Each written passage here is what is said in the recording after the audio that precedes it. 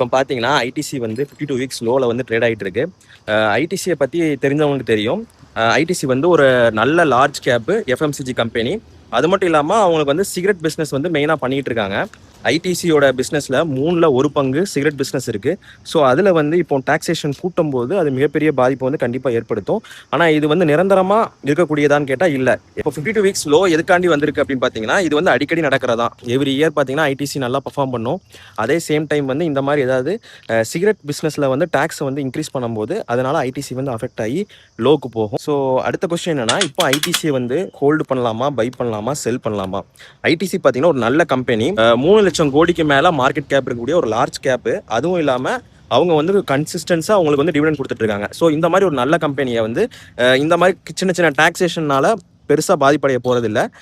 இப்போதைக்கு பார்த்தீங்கன்னா இருக்கக்கூடிய நெகட்டிவ்ஸ் வந்து புக் பை வேல்யூ வந்து கொஞ்சம் கம்மியாக இருக்குது. அதே மாதிரி அப்கமிங் குவார்ட்டர்ஸ்லேயே வந்து ஐடிசியால் ப்ராப்பராக ப்ராஃபிட் பண்ண முடியுமா அப்படிங்கிறது டவுட்டாக இருக்குது. Only for cigarette business.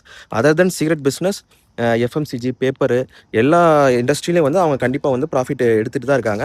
So இது வந்து ப்ராஃபிட் க்ரோத்தை வந்து கொஞ்சம் அஃபெக்ட் பண்ணும். இந்த கம்பெனியை வந்து செல் பண்ணாமல் இப்போதைக்கு நம்ம என்ன பண்ணிக்கலாம்னா ஸ்லோவாக அக்குமுலேட் பண்ணலாம்.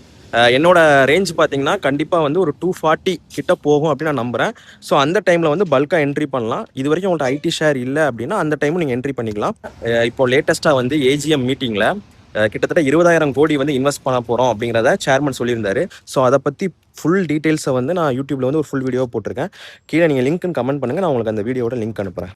நீங்கள் இன்வெஸ்ட் பண்ணுறதுக்கு முன்னாடி நல்லா ரீசர்ச் பண்ணுங்கள், ஃபினான்ஷியல் அட்வைசர்கிட்ட கேட்டு இன்வெஸ்ட் பண்ணுங்கள். இந்த மாதிரி மோர் வீடியோஸ்க்கு வந்து நம்ம சேனலை வந்து ஃபாலோ பண்ணுங்கள். பாய்.